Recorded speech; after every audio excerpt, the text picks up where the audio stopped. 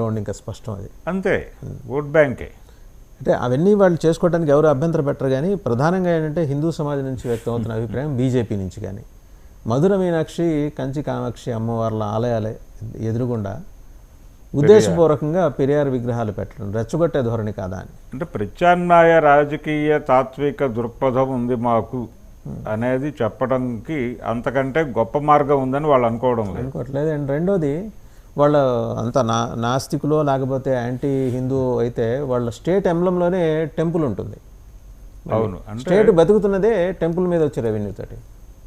ఈ విమర్శ గతంలో చాలామంది మీద ఉందండి. ఇప్పుడు ఆ రోజుల్లో ఎండోమెంట్ యాక్ట్ తీసుకొచ్చినప్పుడు ఎన్టీ రామారావు గారి మీద కూడా ఉంది ఇది. ఇప్పుడు చిలుకూరు బాలాజీ ఉద్యమం ఎన్టీఆర్కి వ్యతిరేకంగా ప్రారంభమైనటువంటి ఉద్యమమే కదా అది. ఎన్టీఆర్ తీసుకొచ్చినటువంటి ఎండోమెంట్ యాక్ట్కి వ్యతిరేకంగా యతిరాజారావు అప్పుడు ఎండోమెంట్ మినిస్టర్ ఉండేవారు. ఆయనతో ఇది చదివించాడు ఆయన డ్రాఫ్ట్ ఆ రోజు అసెంబ్లీలో. చదివించిన తర్వాత అర్చక ప్రపంచం మొత్తం ఒకసారి రియాక్ట్ అయ్యి మీకు గుర్తుండేదైతే ఎన్టీ రామారావు గారు అది తీసుకొచ్చిన కొత్తలోనే అలంపూర్లో ఒక నరసింహస్వామి ఆలయంలో అర్చకుడు గర్భగుడిలో గంటకి ఉరేసుకుని చనిపోయినటువంటి ఒక సంఘటన జరిగింది ఉమ్మడి ఆంధ్రప్రదేశ్ అలంపూర్లోనే జరిగింది ఆ ఇన్సిడెంట్. భీమసేనాచారి ఆయన పేరు, ఆ అర్చకుడి పేరు. అక్కడి నుంచి ఈ దేవాలయ పరిరక్షణోద్యమం అని చెప్పి మొదలుపెట్టి చిలుకూరు బాలాజీ టెంపుల్ నుంచి ఆ హుండీని తీసి బయట ఎందుకు పడేశారు వాళ్ళు, ఎందుకు ప్రత్యేకమైన అర్చనలు ఉండవు ఇక్కడ అంటే ఆదాయం మాకు అక్కర్లేదు ఎవరి నుంచి, దీనికి ఏదో ఒక భూమి ఉంది, మేము దాని మీద వచ్చేటువంటి ఆదాయంతో జరుపుతాం దీన్ని, అంతే తప్ప ఎవరి నుంచి ఆదాయం తీసుకోము. ఇక్కడ ఆదాయం వస్తే కదా దేవాదాయం అనే పేరుతో మీరు ప్రవేశించేది. అందుకని ఇక్కడ కొబ్బరి చిప్పలు కూడా మేము తీసుకోము, మీరే కొట్టేసి 2 చిప్పలు మీరే తీసుకెళ్ళిపోండి, వచ్చి దర్శనం చేసుకోండి, మేము మీకు ఎవరికైనా సరే ఒకే పద్ధతిలో అర్చన చేస్తాం అనే సిస్టమ్ని అడాప్ట్ చేయటం వెనకాల కూడా ఎన్టీ రామారావు గారు ఉన్నాడు. చిలుకూరు బాలాజీ, చిలుకూరు భక్తి విప్లవం వెనకాల ఎన్టీ రామారావు ఉన్నాడు.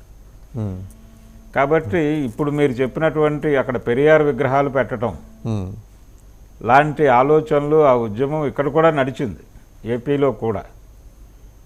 అందుకని ఇది ఒక ప్రత్యామ్నాయ వ్యవహారంగానే చూడాలి, ఓ ప్రత్యామ్నాయ ప్రతిపాదనగానే చూడాలి. ప్రత్యామ్నాయ ప్రతిపాదన లేకపోతే హిందూ వ్యతిరేక రాష్ట్రంగా తమిళనాడుని ఏమన్నా ప్రమోట్ చేసే కార్యక్రమం? హిందూ కాదండి, హిందుత్వ రాజకీయాలకు వ్యతిరేకంగా తమిళనాడుని ప్రత్యేకంగా నిలబెట్టే ప్రయత్నం అయితే చేస్తున్నాడు ఆయన. హిందూ వేరు హిందుత్వ వేరు అనేది కూడా కొంచెం కాన్షియస్గా ఫోకస్ చేసి మాట్లాడాల్సిన అవసరం ఉంది. కాకపోతే ఆ ఎరుకతో మాట్లాడి లౌకికవాద ఫ్రంట్ని నిలబెట్టుకునే ప్రయత్నం జరగటం లేదు. ఒక ఆర్గ్యుమెంట్ ముందుకు తీసుకురావచ్చు వీళ్ళు, హిందూ మతం కూడా హిందుత్వ ప్రమాదంలో ఉంది, అందుకని హిందూ మతం తన్ని తాను హిందుత్వ నుంచి కాపాడుకోవడానికి ముందుకు రావాలి అని పిలుపునివ్వాల్సిన తరుణంలో లేనిపోని వివాదాలు రేపేటువంటి ప్రయత్నం, ఇందాక మనం మాట్లాడుకున్నట్టుగా ఉదయనిధి స్టాలిన్ ఈ సనాతన ధర్మం మీద చేసినటువంటి వ్యాఖ్యలు ఇలాంటివి కొంచెం ఇబ్బంది కలిగిస్తాయి. ఒక ఐక్య సంఘటన కట్టాల్సినటువంటి సందర్భం ఉంది. ఎందుకంటే హిందుత్వ రాజకీయాలు దేశం మొత్తం కబళించినప్పుడు మీరు ఆ రకమైనటువంటి ఒక ఐక్య సంఘటన వ్యూహంతో వెళ్ళకపోతే కష్టం అవుతుంది. అందుకని మీరు చెప్పినట్టుగా ఈ ఆలయాల ముందు పెరియార్ విగ్రహాలు ఇలాంటివి పెట్టడం వాళ్ళ ఉద్దేశం వేరే అయినప్పటికీ కూడా అది ఇంకొక పద్ధతిలో ఫోకస్ అవుతోంది, ఇన్స్టిగేట్ చేసినట్టు అవుతుంది. అవును, ఇది ఒక రకమైన ప్రమాదమే. కానీ ఆయన ముందుకు వెళ్ళాలనే నిర్ణయించుకున్నాడు స్టాలిన్. దీని ప్రభావము దీని ఫలితము ఎలా ఉంటుంది అనేది చూడాలి. మొన్న పార్లమెంట్ ఎలక్షన్స్లో అయితే వాళ్ళు బాగానే పెర్ఫామ్ చేయగలిగారు, డిఎంకే బాగా చేస్తుంది. అంటే ఇన్ఫ్యాక్ట్ అన్నామలై కూడా బీజేపీ తమిళనాడు రాష్ట్ర అధ్యక్షులుగా గట్టి పోరాటం చేశారు. ఆయన గట్టి పోరాటం చేశాడు, థ్రెట్ ఇచ్చాడు. చాలా అతి కష్టం మీద వాళ్ళు పక్కకి అంటే తమ ఉనికి నిలబెట్టుకోగలిగారు. పర్టికులర్గా మొన్న జరిగినటువంటి పార్లమెంట్ ఎలక్షన్స్లో అయితే భారతీయ జనతా పార్టీ చాలా సీరియస్ ఎఫర్ట్ పెట్టింది. ఓటింగ్ పర్సంటేజ్ పెరిగిందండి, 10% దాటింది. దాటింది దాటింది. దాటింది అండ్ కేరళలో అయితే ఒక సీటు కూడా గెలుచుకున్నారు వాళ్ళు. దానికంటే కూడా కీలకంగా చూడాల్సిన విషయం ఏంటంటే అక్కడ డిఎంకే వ్యతిరేకులందరినీ ఒక తాటి మీదకి తీసుకొచ్చే ప్రయత్నం చేశారు, కులాల పరంగాను అన్ని విధాలుగాను.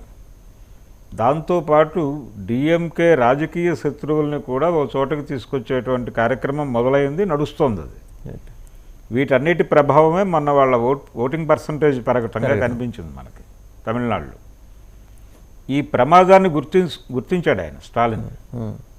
గతంలో లాగా లేదు పరిస్థితి. గతంలో జాతీయ పార్టీలని తమిళనాడులో కాలు పెట్టనివ్వమని కదా వాళ్ళ నినాదం.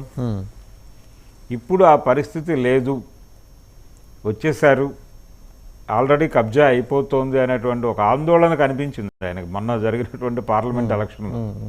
ఆయన ఎన్నికల ఉపన్యాసాల్లో కూడా అది ధ్వనించింది. మనం అంటే ఒక రకంగా తమిళనాడుని రక్షించుకోవాల్సిన అవసరం ఉంది అన్నట్టుగా మాట్లాడాడు ఆయన ఒక 3-4 సభల్లో స్టాలిన్. ఈ నేపథ్యంలో ఉంది ఇప్పుడు తమిళనాడు. చాలామంది భారతీయ జనతా పార్టీతో చేతులు కలపడానికి ఉత్సాహపడుతున్నారు పాత రాజకీయ నాయకులు, డిఎంకే వ్యతిరేకులు. అది కూడా మనం చూస్తున్నాం.